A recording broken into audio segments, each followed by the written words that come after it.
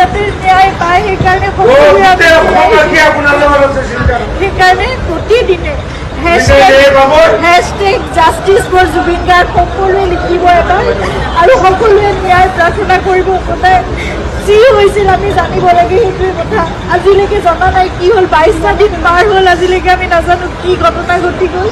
কিন্তু আপোনালোকে সকলোৱে লিখিব, আপোনালোকৰ ছ'চিয়েল মিডিয়া আছে, এখন যুদ্ধৰ আমাৰ সকলোৱে এখন হাতত প্লেটফৰ্ম আছে, সকলোৱে সেই প্ৰাৰ্থনা কৰাৰ লগতে আপোনালোকে জাষ্টিছ বিচাৰিব লাগিব। এতিয়া সেইকাৰণে আমি খুব ধৈৰ্যৰে আমি অপেক্ষা কৰি আছোঁ, কিন্তু সেই ন্যায় আমি পাব লাগিব। সেইকাৰণে সেই যুঁজখনত আমি সদায় ব্ৰতী হৈ থাকিব লাগিব। আপোনালোকক প্ৰাৰ্থনা জনাইছোঁ, হেশটেগ জাষ্টিছ ফৰ জুবিন গাৰ্গ সদায় লিখিব, আপোনালোকে সদায় লিখিব, সদায় দাবী কৰিব, সদায় অনুৰোধ কৰিব, সদায় প্ৰাৰ্থনা কৰিব। কিন্তু আমি কোনো অশান্তি বিচৰা নাই, শান্তিপূৰ্ণভাৱে যাতে ন্যায় ব্যৱস্থা আমাক সেইখিনি ন্যায় দিয়ে, সেয়াই প্ৰাৰ্থনা কৰিছোঁ।